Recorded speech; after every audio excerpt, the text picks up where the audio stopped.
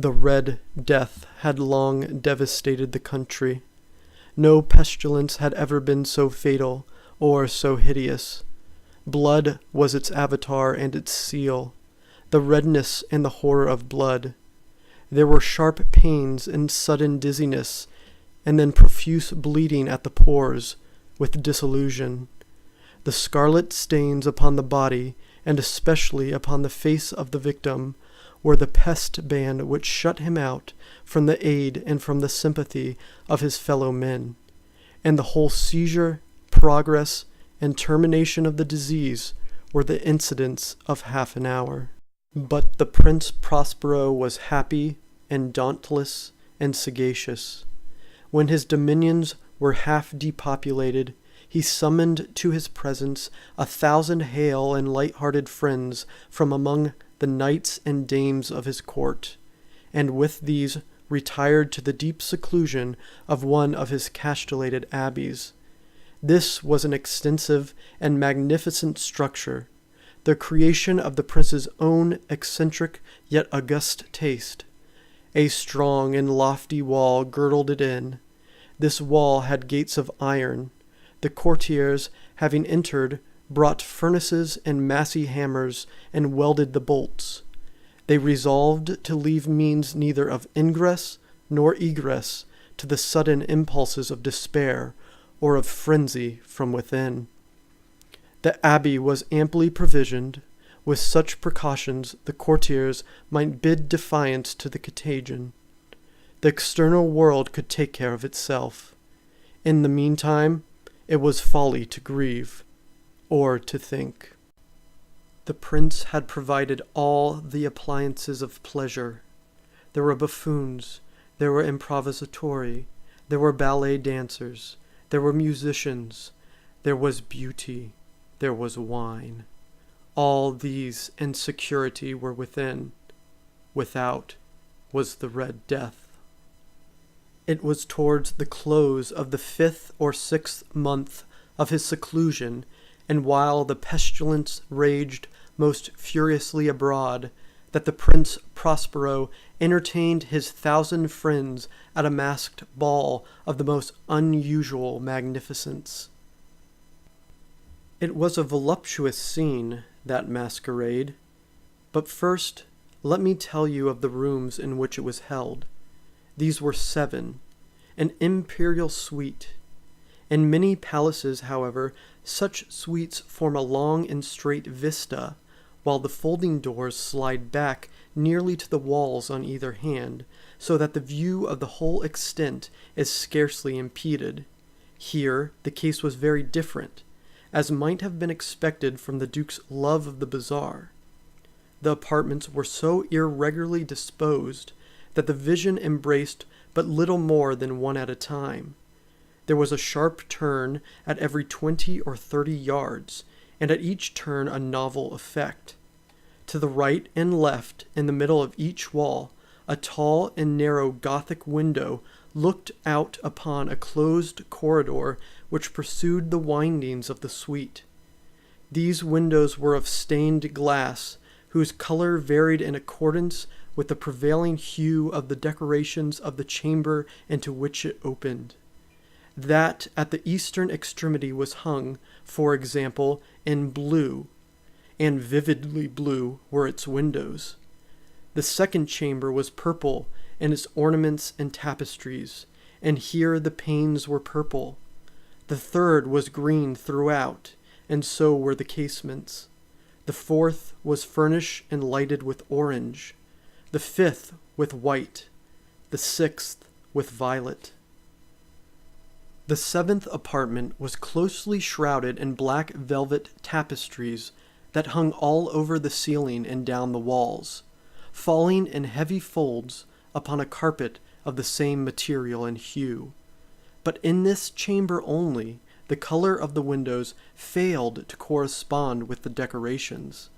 The panes here were scarlet, a deep blood color. Now in no one of the 7 apartments was there any lamp or candelabra amid the profusion of golden ornaments that lay scattered to and fro or depended from the roof. There was no light of any kind emanating from the lamp or candle within the suite of chambers, but in the corridors that followed the suite there stood, opposite to each window, a heavy tripod bearing a brazier of fire that projected its rays through the tinted glass and so glaringly illumined the room. And thus were produced a multitude of gaudy and fantastic appearances. But in the western or black chamber, the effect of the firelight that streamed upon the dark hangings through the blood-tinted panes was ghastly in the extreme, and produced so wild a look upon the countenances of those who entered, that there were few of the company bold enough to set foot within its precincts at all. It was in this apartment also that there stood against the western wall a gigantic clock of ebony. Its pendulum swung to and fro with a dull, heavy, monotonous clang, and when the minute hand made the circuit of the face and the hour was to be stricken, there came from the brazen lungs of the clock a sound which was clear and loud and deep and exceedingly musical, but of so peculiar a note and emphasis that at each lapse of an hour the musicians of the orchestra were constrained to pause momentarily in their performance, to hearken to the sound, and thus the waltzers perforce ceased their evolutions, and there was a brief disconcert of the whole gay company. And while the chimes of the clock yet rang, it was observed that the giddiest grew pale, and the more aged and sedate passed their hands over their brows as if in confused reverie or meditation. But when the echoes had fully ceased, a light laughter at once pervaded the assembly. The musicians looked at each other and smiled as if at their own nervousness and folly, and made whispering vows, each to the other, that the next chiming of the clock should produce in them no similar emotion. And then, after the lapse of 60 minutes, which embraces 3,600 seconds of the time that flies, there came yet another chiming of the clock, and then were the same disconcert and tremulousness and meditation as before. But, in spite of these things, it was a gay and magnificent revel. The tastes of the Duke were peculiar. He had a fine eye for colors and effects. He disregarded the decora of mere fashion. His plans were bold and fiery, and his conceptions glowed with barbaric luster. There are some who would have thought him mad. His followers felt that he was not.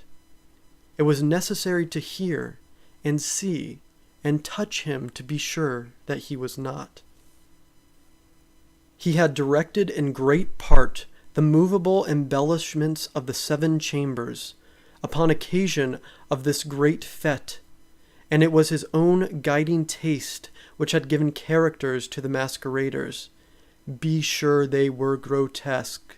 There were much glare and glitter and piquancy and phantasm, much of what has been since seen in Hernani. There were arabesque figures with the unsuited limbs and appointments. There were delirious fancies such as the madmen fashion.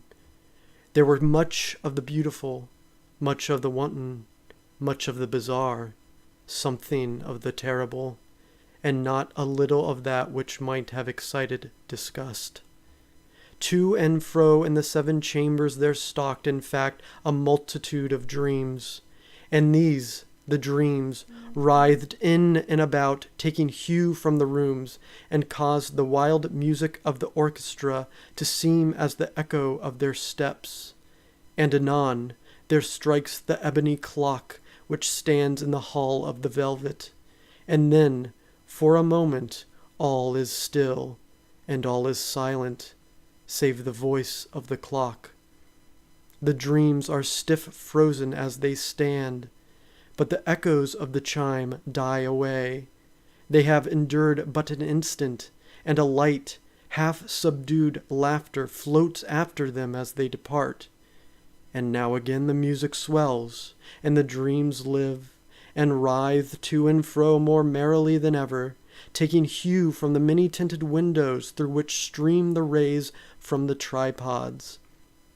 But to the chamber which lies most westwardly of the seven, there are now none of the maskers who venture, for the night is waning away, and there flows a ruddier light through the blood-colored panes, and the blackness of the sable drapery appalls, and to him whose foot falls upon the sable carpet, there comes from the near clock of ebony a muffled peal more solemnly emphatic than any which reaches their ears who indulge in the more remote gaieties of the other apartments. But these other apartments were densely crowded, and in them beat feverishly the heart of life. And the revel went whirringly on, until at length there commenced the sounding of midnight upon the clock. And then the music ceased, as I have told. And the evolutions of the waltzers were quieted, and there was an uneasy cessation of all things as before.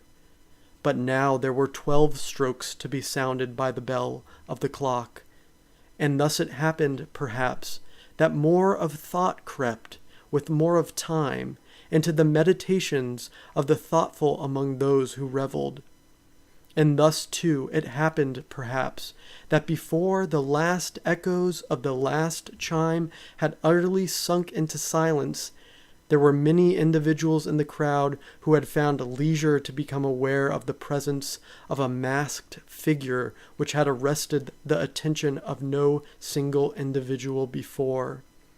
And the rumor of this new presence having spread itself whisperingly around, there arose at length from the whole company a buzz, a murmur, expressive of disapprobation and surprise, then finally of terror, of horror, and of disgust. In an assembly of phantasms such as I have painted, it may well be supposed that no ordinary appearance could have excited such sensation. In truth, the masquerade license of the night was nearly unlimited. But the figure in question had out-Heroded Herod, and gone beyond the bounds of even the prince's indefinite decorum. There are chords in the hearts of the most reckless which cannot be touched without emotion. Even with the utterly lost, to whom life and death are equally jests, there are matters of which no jest can be made. The whole company, indeed, seemed now deeply to feel that in the costume and bearing of the stranger neither wit nor propriety existed. The figure was tall and gaunt, and shrouded from head to foot in the habiliments of the grave. The mask which concealed the visage was made so nearly to resemble the countenance of a stiffened corpse that the closest scrutiny must have had difficulty in detecting the cheat. And yet all this might have been endured, if not approved, by the mad revellers around, but the mummer had gone so far as to assume the type of the Red Death. His vesture was dabbled in blood, and his broad brow, with all the features of the face, was besprinkled with the scarlet horror. When the eyes of Prince Prospero fell upon this spectral image, which, with a slow and solemn movement, as if it were more fully to sustain its role, stalked to and fro among the waltzers, he was seen to be convulsed, in the first moment, with a strong shudder either of terror or distaste. But, in the next, his brow reddened with rage. "Who dares?" he demanded hoarsely of the courtiers who stood near him. "Who dares insult us with this blasphemous mockery? Seize him and unmask him, that we may know whom we have to hang at sunrise from the battlements." It was in the eastern or blue chamber in which stood the Prince Prospero as he uttered these words.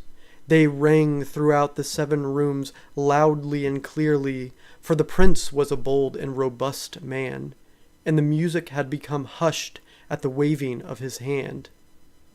It was in the blue room where stood the prince, with a group of pale courtiers by his side. At first, as he spoke, there was a slight rushing movement of this group in the direction of the intruder, who at the moment was also near at hand, and now, with deliberate and stately step, made closer approach to the speaker.